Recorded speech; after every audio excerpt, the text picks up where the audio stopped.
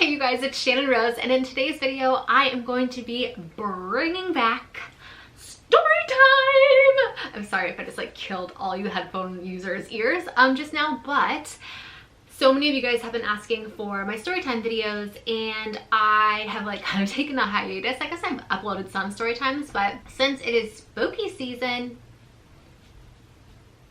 Channon Rose about to get you shook.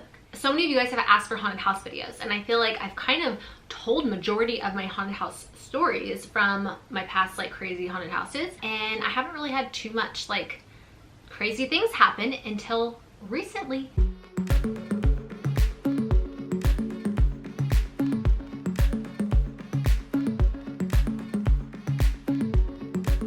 This happened, I believe, in September, and I was like, you guys, I don't know how to tell you this.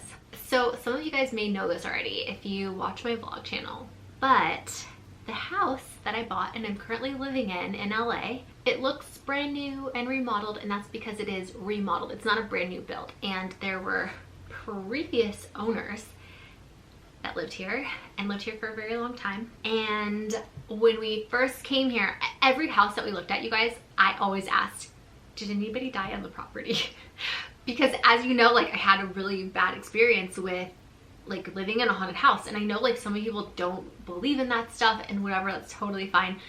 You will believe in it if you've actually experienced it yourself. And so because I've experienced it, I'm scared of it, and I want to make sure I'm not buying a haunted house. Just to clarify, my last haunted house, no one that I know of passed in that house. It was catty corner, and it had moved. Like the ghost, I guess, can move to a house if something happened like in another house, just so you know. So if there's anything crazy that happened in your area, just know that there's a possibility that you could be haunted in your house too, even if it didn't happen in your house. To get to the point of this story, somebody died in this house before we bought it, and they disclosed that to us before we bought it, or like when we were looking, because like I said, I literally asked everyone, like, did someone die in the house?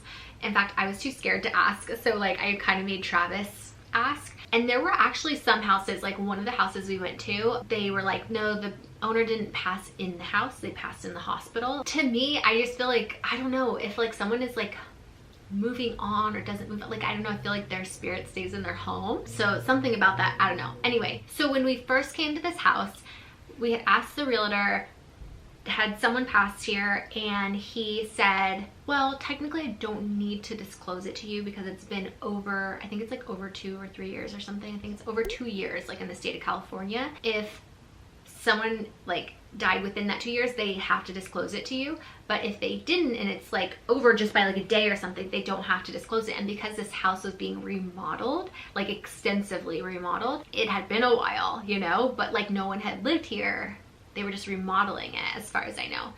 So he was like, but yes, someone had passed on the property, and he's like, but, and it was like, you know, a peaceful death or whatever, you know, like nothing, there's no murder or suicide or anything like that. Or no, he didn't say suicide, he said there was no murders.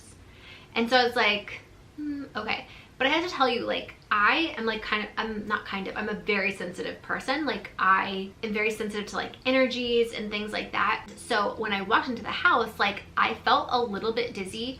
And when I was looking at houses, you guys, there was one house that I went into that like the lady definitely was in that house that had passed.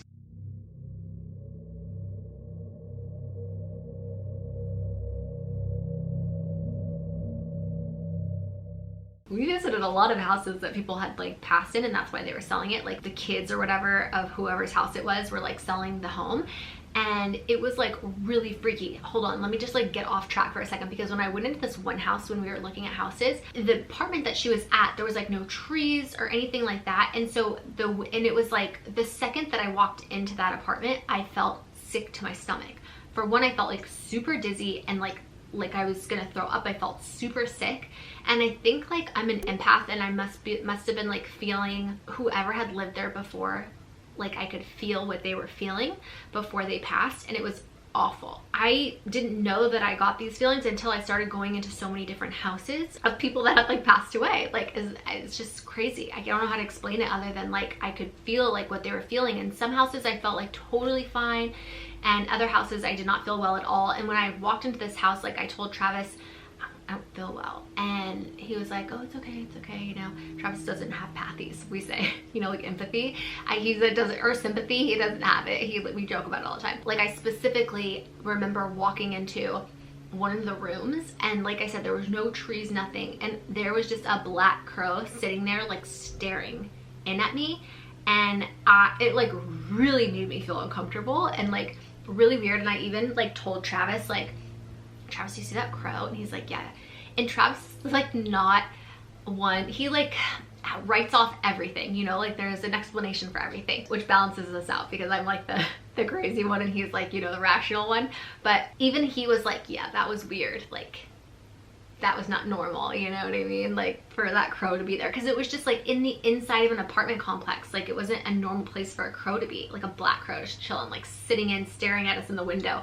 And I was just like, oh, it just made me feel real not good. Anyway, so that's a story about that house. I ended up actually telling Travis, like, I can't be in here anymore. I literally like had to physically leave the property and the apartment and like go far away from that house because like I felt so sick and I just not feel well. Like, I almost felt like I was gonna pass out. And I was holding snow too, like in a carrier. So I was like, yeah, I can't be here anymore. So that was the story about that house. But anyways, let's get back to my house because someone died in this house. And I remember telling Travis, like, when I walked into this house, I felt a little dizzy for the first time.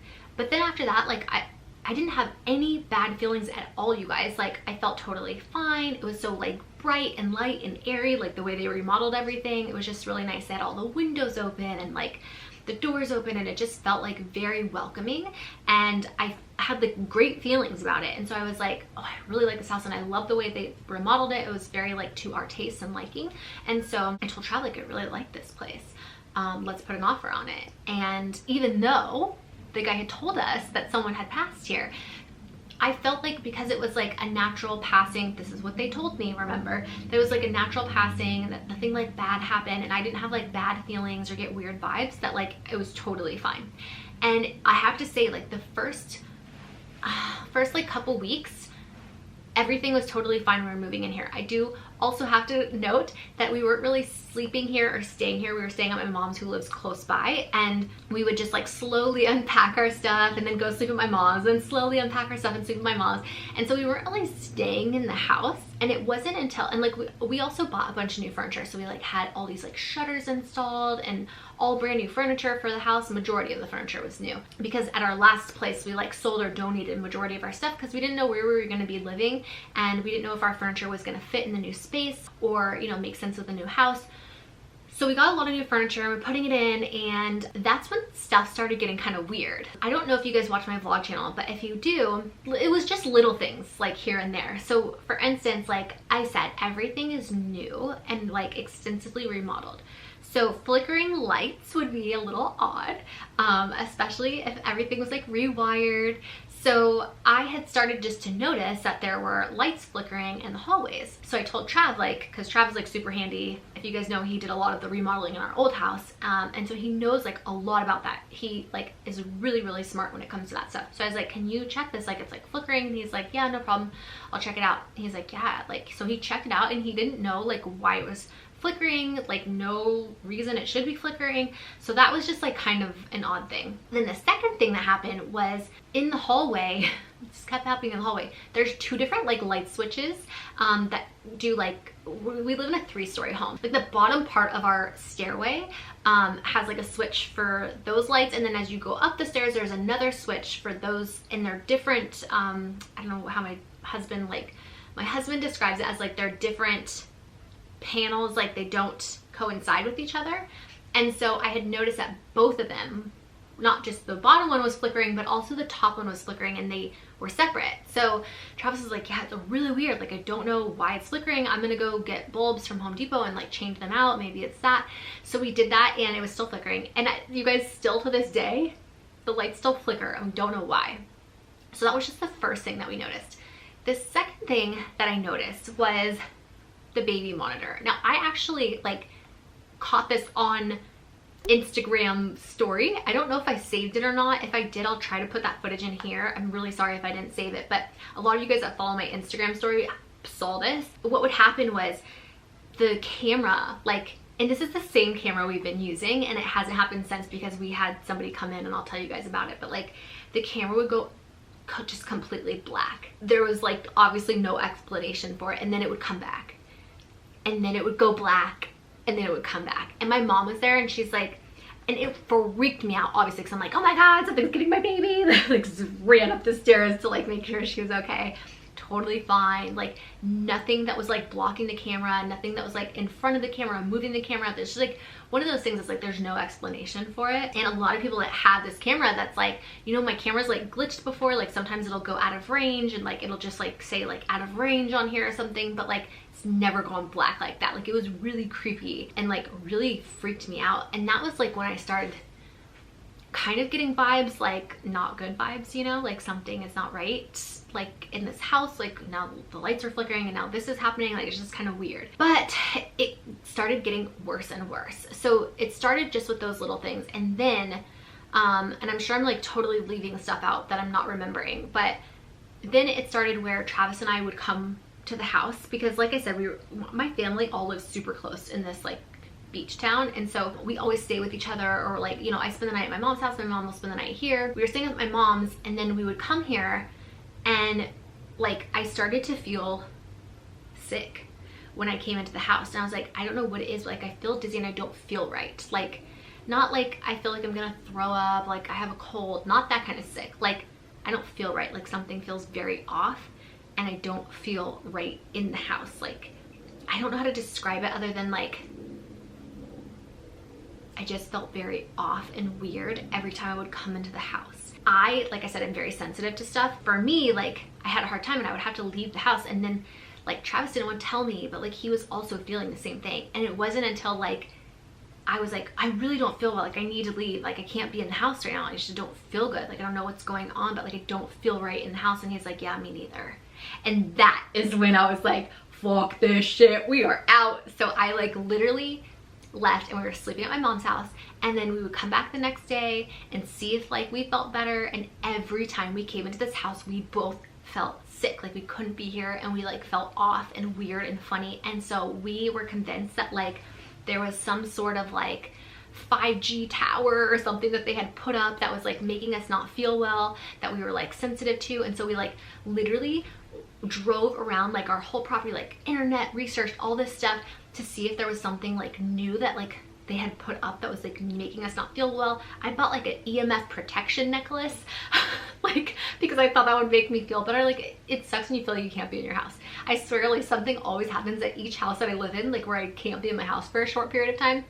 If you remember, like not my haunted house that I lived in when I was like really young, but like the house I lived in up north with Travis, like I had the worst allergic reaction to something in the house, and I didn't know what it was, and I couldn't be there. And like you guys saw, like my eyes were all crazy. And it ended up being that the previous owners had like so many pets, and they never cleaned their air filters. And I was like allergic to like the pet dander. And every time we put the heater on or the air conditioner on, I would just like have this horrible allergic reaction with my eyes, and like I couldn't be in the house. And it wasn't until we couldn't figure out what it was for like the longest time, and I literally had to sit in my car and like go to the park to like do work because I couldn't be in my home. And it was like the worst feeling ever. And finally we figured out, after a long time of like trying to figure out what was wrong, that it was the vents inside, not the vents, but like the actual tubes. You know how you change the vents out? It was not the vents, it was like the actual tubes. Like we had to have someone come in and clean that, and they showed us pictures, and it was literally like this thick of like pet hair and dander. Is disgusting. They'd never been cleaned before in like 30 years, and they had all those pets. So that's why I was allergic. So let me get back to the story. So anyway, I felt like I couldn't be in my house again, and it's just like, oh my god, I'm like cursed with houses. We like couldn't figure out what it was. We had like hired a specialist to come in. They come in with like these like tool, like I don't know what they're called. This again was on Instagram story. People probably thought I was literally crazy. Well, we all know I'm crazy, but like people thought I was even crazier than I already was when I started hiring all these people to come into my house to figure out what was wrong with it. Because I hired these people to come in with like they're like EMF detectors, and they detect like faulty wiring, or like strong levels of like magnets, or like, you know, anything that could like make you feel sick or like off. And also like the 5G stuff. And they did like a whole perimeter thing to make sure like nothing, and it was nothing. They're like, yeah, nothing. You know what the worst thing they said was in our house? Our cell phones.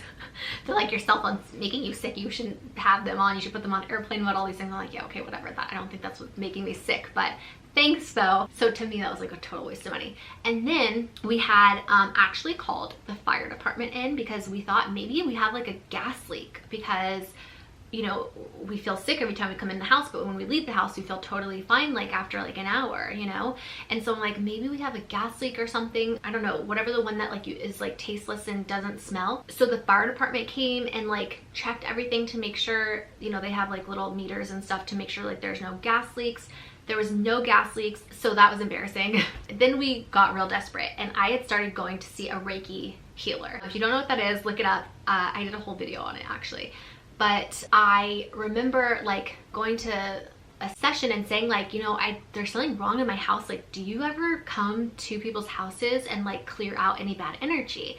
And he was like, yeah, I do. And so we ended up having him come to our house, and you guys, he put crystals, like these big ass crystals in like every corner of each room. He like lit some like incense and I don't know, hocus pocus, and then like played this like crazy ancient piano thing. I'm like thoroughly convinced that, well, for one, he said that there was 2 spirits here and that he helped them move on. So thank you, Reiki healer, because I guess like whatever person that had died here was still here. This is the best part of the whole story. I almost forgot to tell this. Oh my God, how did I forget this? Okay.